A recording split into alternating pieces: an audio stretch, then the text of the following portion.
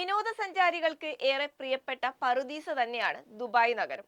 ഓരോ ദിവസവും സഞ്ചാരികളെ ആകർഷിക്കാനായി പുതിയ പദ്ധതികളും ഈ നഗരം നടപ്പിലാക്കുന്നുണ്ട്. പ്രധാനപ്പെട്ട പാർക്കുകൾ, റെസിഡൻഷ്യൽ പാർക്കുകൾ, കുട്ടികൾക്കായുള്ള പ്രത്യേകം സ്ഥലങ്ങൾ എല്ലാം തന്നെ ഓരോ വർഷവും വലിയ തോതിൽ വിനോദസഞ്ചാരികളെ സ്വാഗതം ചെയ്യുകയാണ്. ഈ വർഷം ആദ്യ 6 മാസ കാലയളവിൽ ദുബായിലെ വിവിധ വിനോദസഞ്ചാര വിശ്രമ കേന്ദ്രങ്ങളായ പാർക്കുകളിൽ 1.63 കോടി സന്ദർശകരാണ് എത്തിയത്.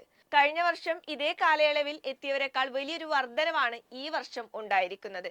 നഗരത്തിലെ പ്രധാന പാർക്കുകളായ Al Mamzar park, Mushrif park, Creek park, Al Sabeel park, Al Safa park എന്നിവിടങ്ങളിൽ മാത്രമായി 31 ലക്ഷത്തിലേറെ സന്ദർശകരാണ് കഴിഞ്ഞ 6 മാസത്തിനിടയിൽ എത്തിയത്. അതിൽ അൽ മംസർ പാർക്കിലാണ് ഏറ്റവും കൂടുതൽ സന്ദർശകരെത്തിയത്. 8 ലക്ഷത്തിലേറെ പേരാണ് ദുബായ് ഫ്രെയിം കാണാനായി എത്തിയത്.